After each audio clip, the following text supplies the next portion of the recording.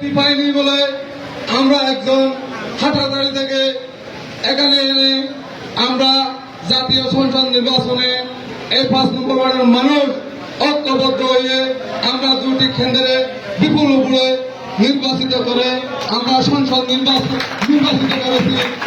আমরা আজকে এই কোরিয়াগুলো মানুষ আপনারা ঐক্যবদ্ধ আছেন বলে এই এলাকার মাঝে সৎ নেতৃত্ব পেয়েছেন বলে আমরা একদম সৎ নেতৃত্ব পেয়েছি।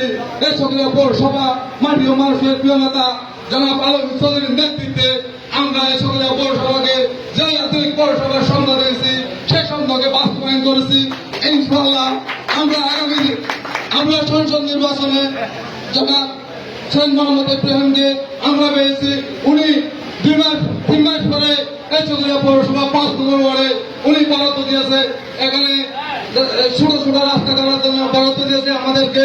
আমি বলবো বিগত সংসদ এই এলাকার মানুষেরকে কথা দিয়েছিল, কিন্তু 5 বছরে এখানে একটি ইটও এই এলাকাতে দেয় না। আমি বলবো আমরা ফজলুল কর্মী সাহেবের নেতৃত্বে আমরা আগামী 5 বছর ঐক্যবদ্ধ হয়ে ওকে 72 নম্বর ভোট দিয়ে আমরা জয়যুক্ত করবো। আমি এই সকলের পৌরসভার 5 নম্বর ওয়ার্ডের যে আমাদের মুরব্বী ভাই ও বন্ধুরা, আমি আপনাদেরকে আমরা এই পৌরসভাতে আপনাদের সেবায় আপনাদের গোলামি করার জন্য 8 বছর পর্যন্ত আমরা আপনাদের সেবায় আছি, আপনাদের গোলামি করার জন্য গোলামি করে গেছি। ইনশাআল্লাহ এই 8 বছরে মেয়র এবং আমি হলফ করে বলতে পারবো, আল্লাহর কসম করে বলতে পারবো, কারো কাছ থেকে একটি টাকাও ঘুষ নিয়ে নাই, কারো জমিন দখল করে নাই, কারো বিয়া দখল করে নাই। আমরা যদি যারা প্রয়োজন সাথীকে যদি নির্বাচিত করতে পারি, এই সকলের যে দখলবাদ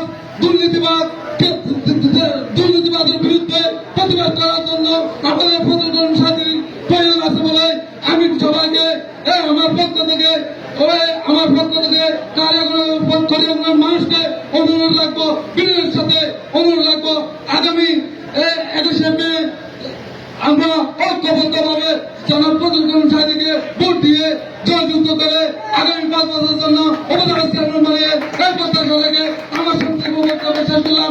জয় বাংলা, জয় বঙ্গবন্ধু। ধন্যবাদ।